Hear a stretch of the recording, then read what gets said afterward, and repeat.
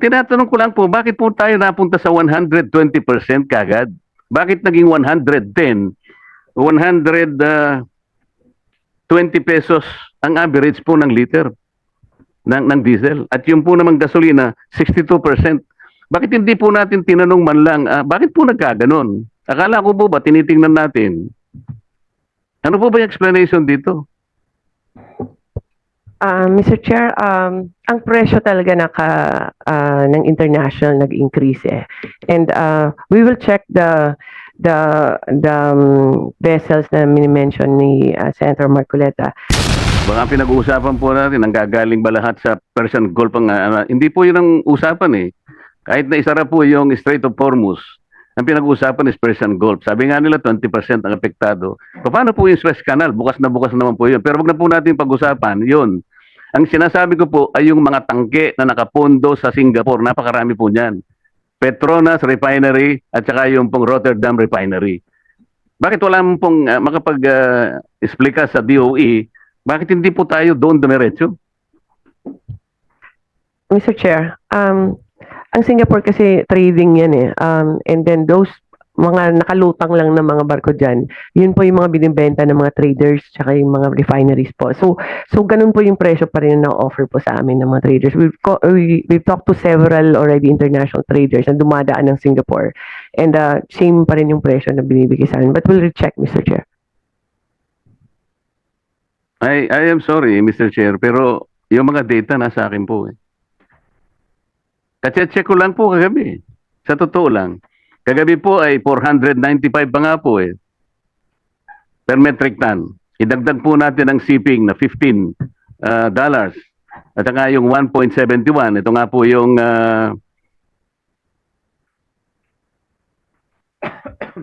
yung gross margin po eh. 8 pesos and 46 centavos. May margin pa nga po eh. Dito po sa Rotterdam Refinery, ang margin is 4 pesos and 64 cents. Pagka sa Petronas naman po, ayun, halos may konti pa rin kita. 1 peso and 85 cents.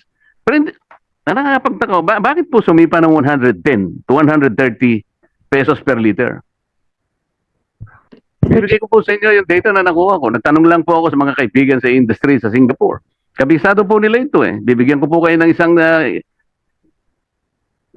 ang tinatanong ko po, bakit nagsimula tayo na tinanggap natin kagad na 110 pesos to 130 pesos ng upo ngayon ng ano, ang average nga 120 pesos na ang diesel, tinanggap na lang natin ang ganon. What happened? Wala po bang halimbawa, Secretary Balisacan, wala po ba tayong kakilala halimbawa mga industries sa Singapore? Nandun po lahat yung kanilang mga tangke. Pwede po nating makita, kahit kayo po, itanong ninyo kung magkano ngayon. Nahawak ko po yung mga data eh. 29 pesos and 83 cents. Rotterdam Refinery tanks based in Singapore. Petronas 32 pesos and 63 centavos. May kita pa po eh. Paano po nangyari biglang sumipa ng 110 from 55 pesos for example, naging 110. Kaya po nagkaroon po tayo ng crisis. Parang imagine po yung crisis.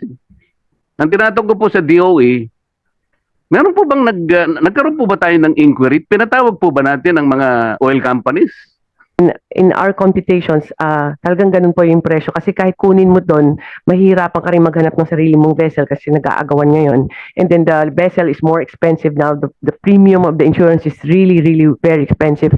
And there's a premium for you to be able to buy, which is from $5 became $60.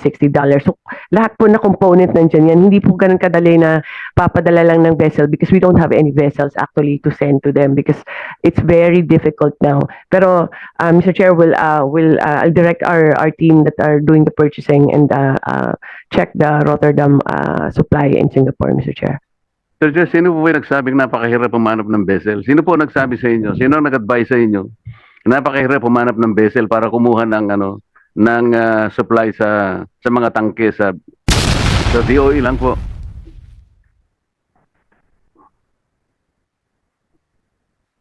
Sir Chair, sa ngayon po ang presyo ng diesel is 120.95 average po from 55 pesos pre-crisis level. Ibig sabihin tumaas po ng 120%. Bakit po kaya?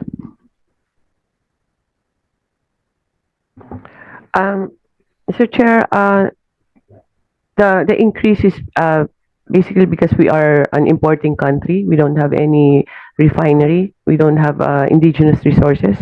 Or very, very minute lang. And if Mr. Chair, if you allow me, our fuel, our pump price, more or less, ang fuel cost niyan is about more than half, mga 50+%. Tapos meron kang logistics, ang margin ng companies, pero our tax is about 25%, Mr. Chair. Hindi, alam po natin yun, ma'am. Ang tinatanong ko, bakit po 120% ang itinaas? Ano po ang explanation? Mr. Chair, the upward push is because of the cost, the price of fuel, Mr. Chair, and because there's a increase in price of fuel, and then there's uncertainty in the infrastructure of the oil industry internationally. Yung logistics tumaas, tapos yung insurance tumaas na rin kasi natatakot na rin silang magpagamit ng vessel nila or crossing that traversing, no? So tumaas lahat.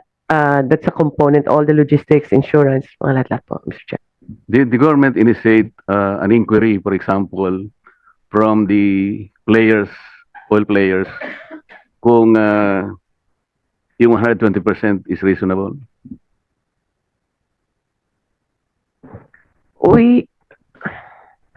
Mr. Chair, we have talked to the oil companies and we constantly monitor their prices and also the international prices and also all the trend on the logistics and insurance.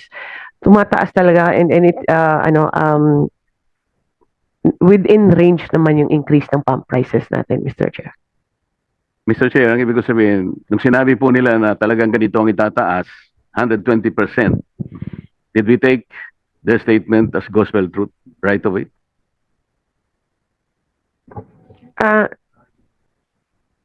Mr. Chair, how it is it's a deregulated industry. So ang monitoring ng DOE lang yung ginagawa niya on checking what their prices as. Yes, sir. It is within the range na kinakalculate ng DOE, Mr. Chair. Mr. Chair, kasi po, ang alam ko, ang pinakamalaking refineries sa buong mundo, yung Rotterdam refineries. At meron po yan mga tangke na nakabalagbag sa Singapore. Marami po yan. Pati Petronas po, the second largest in the world. May mga tangke po siya sa Singapore. Nag-check po kasi ako, Mr. Chair.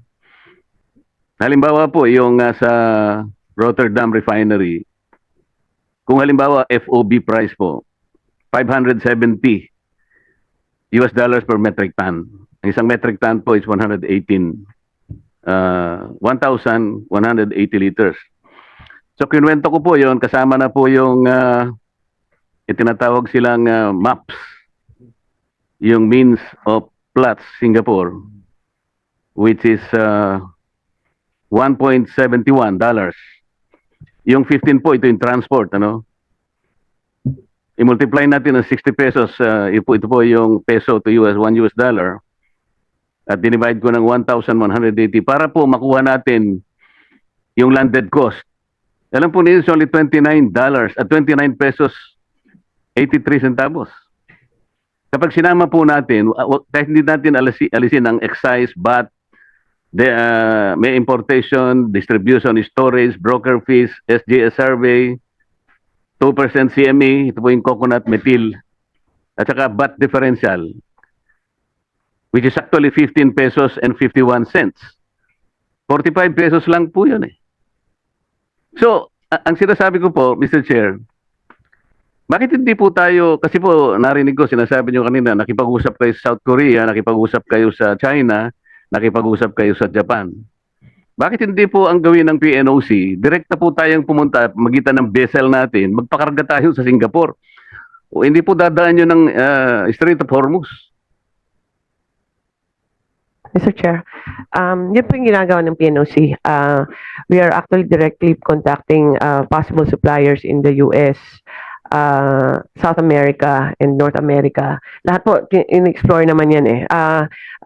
But on average talaga na ang gusto namin mag-diversify para hindi lang galing dito sa Middle East yung source natin ano. Pero ang isang issue din na why there's a limitation on the US source or on the other side, medyo 30-45 days kasi yung delivery. So may mga logistical pa. But based on what are the offers to us, kasi fina-farm out yun yung offer ng PNOC, ang mga presyo, Mr. Chair, abot ng mga $200 per barrel eh. Madabag sinasabi ko po ay yung mga tangke na nandun sa Singapore. Dalawang malalaking refinery sa mundo, Rotterdam Refinery at saka yung Petronas ng Malaysia. Pareho po silang may tangke. Kapag ka po ang pinag-usapan natin, yung Petronas Malaysia Refinery, yun po CIF, hindi POB. Kaya $640 per metric ton. Alam po niyo yung kwenta ko ron, 32 pesos and 63 centavos. Isama natin po yung additional cost. Huwag na po nating ialisin ng excise, VAT, and so on and so forth. 1551, ang magiging presyo, mahal lang ng konti, 48 pesos per liter. Bakit po sinasabi natin, kinakausap natin ng Amerika o sa Caribbean, kung ano man yung gusto nyo kausapin, South Korea, or ang sinasabi ko po, nasa Singapore po yung mga tangke. Pwede po nating i-dispatch ang diesel natin, diesel tank transaction lang po ang pinag-uusapan natin eh. Nakapagtanong po ako sa kaibigan sa mga industry sa Singapore, kaya ko po nakuha itong ganitong mga data. Kaya po tinatanong ko sa inyo, paano po nangyari?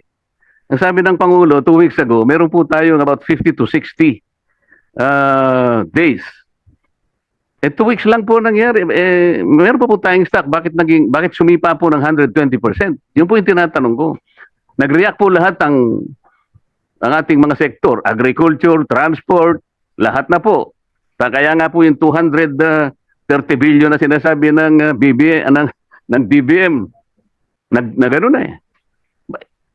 Ang tinatanong ko lang po, bakit po tayo napunta sa 120% kagad? Bakit naging 110, 120 pesos ang average po ng liter ng diesel? At yung po namang gasolina, 62%. Bakit hindi po natin tinanong man lang, bakit po nagkaganon? Akala ko po ba, tinitingnan natin. Ano po ba yung explanation dito? Mr. Chair, ang presyo talaga ng international nag-increase eh. And we will check the vessels na mini-mention ni Senator Marcoleta. But based on sa mga information na nakuha namin sa mga nag-o-offer sa PNOC and also from our oil companies, may malaking increase talaga both on diesel and gasoline at 101%. Tama ba to? Ang increase niya for the past 3 weeks, 101% and 182% for diesel.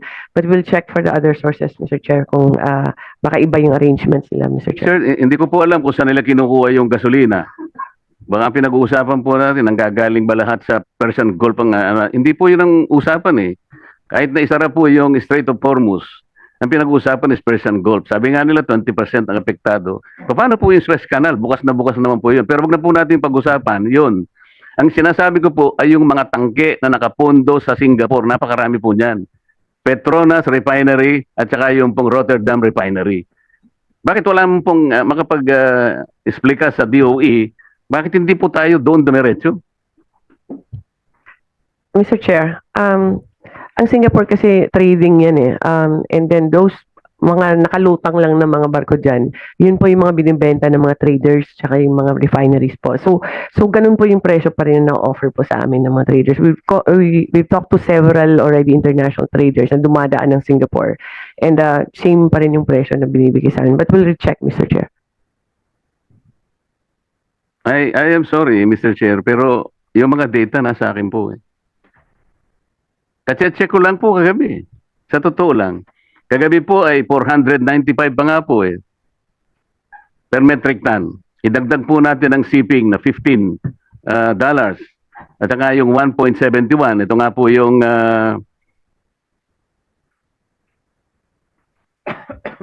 yung gross margin po eh. 8 pesos and 46 centavos. May margin pa nga po eh. Dito po sa Rotterdam Refinery, ang margin is 4 pesos and 64 cents. Pagka sa Petronas naman po, ayun, halos may konti pa rin kita. 1 peso and 85 cents.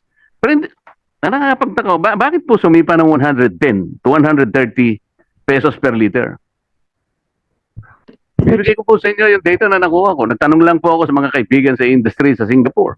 Kabisado po nila ito eh. Bibigyan ko po kayo ng isang... ang tinatanong ko po, bakit nagsimula tayo na tinanggap natin kagad na 110 pesos to 130 pesos ng upo ngayon ng ano, ang average nga 120 pesos na ang diesel, tinanggap na lang natin ang ganun. What happened? Wala po bang halimbawa, Secretary Balisacan, wala po ba tayong kakilala halimbawa mga industries sa Singapore? Nandun po lahat yung kanilang mga tangke. Pwede po nating makita, kahit kayo po, itanong ninyo kung magkano ngayon. Nahawak ko po yung mga data eh. 29 pesos and 83 cents. Rotterdam Refinery tanks based in Singapore. Petronas 32 pesos and 63 centavos. May kita pa po eh. Paano po nangyari biglang sumipa ng 110 from 55 pesos for example, naging 110. Kaya po nagkaroon po tayo ng crisis. Parang imagine po yung crisis.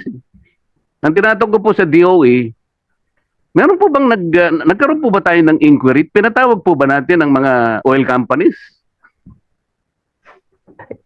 Yes, Mr. Chair. Mr. Chair, we've been meeting with the oil company several times.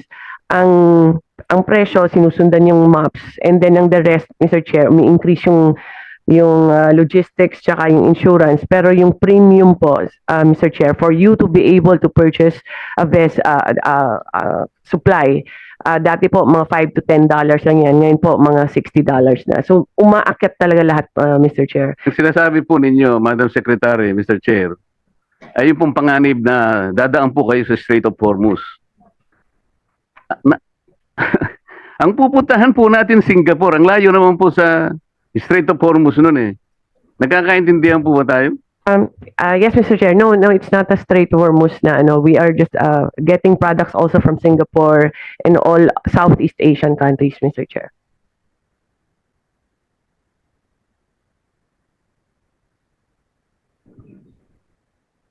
Mr. Chair, ang aking gustong i-discuss, at alam ko ito po ang naintindihan naman ng DOE. Ito po dahil sa sinasabi natin may crisis na, tank to vessel procedure na po ang pinag-uusapan natin. Yung ating pong, ang ating vessel, siya na po yung lalapit doon sa tangke sa Singapore. Hindi po ba nyo alam mga procedures? Nasa akin yung procedures, nakuha ko kung paano po natin mapapadali ito eh. Ayun po yung FOB price, $570 per metric tons. Rotterdam Refinery, tanks based in Singapore. Yung Petronas naman po, 640 dahil hindi FOB yun, CIF. Eh, kukwentahin po natin lahat ang mga local add-on, kagaya po na sinasabi ninyo, 15 pesos, 51 centavos lang per liter yun. Kahit idagdag po ninyo yun, sa 55 pesos, may kita pa po eh. Kaya tinatanong ko po, paano po tayo napunta sa 110?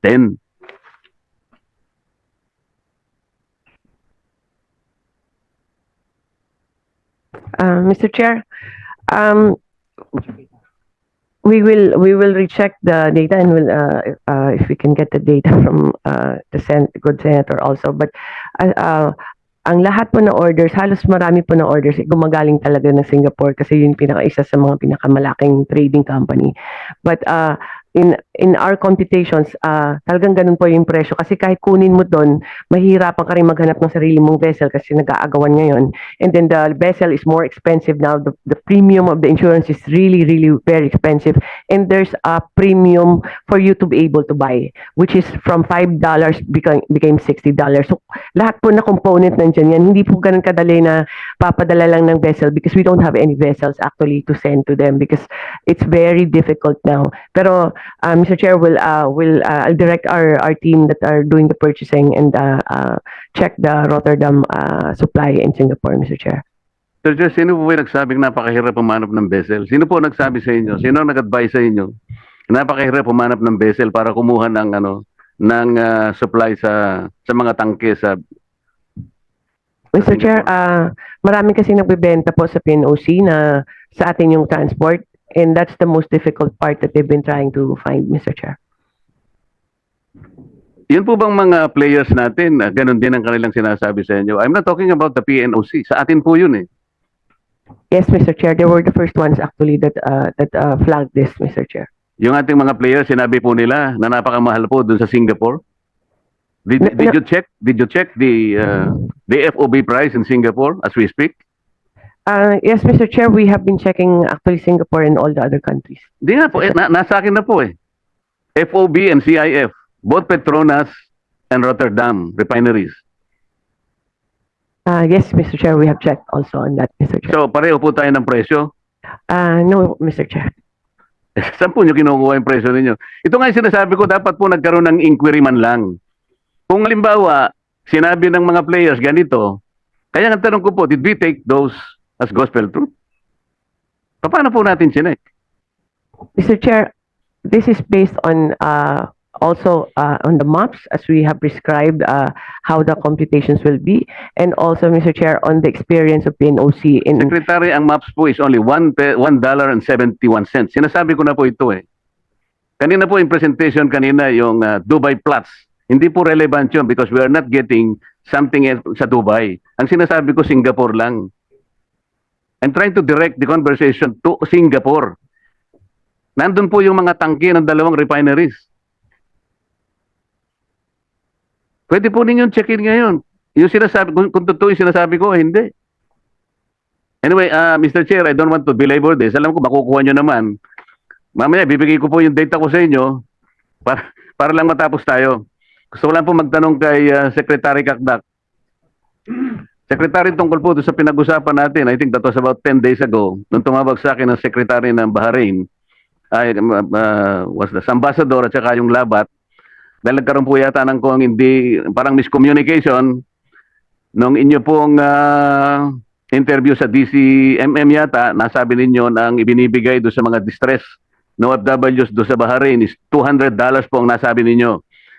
Ngayon po, medyo nagkagulo po, pumunta sa embassy yung mga na-distress nating o displaced nating mga manggagawa, ang binibigay pala is only 20 dinars, katumbas lang ng about $50 to $53.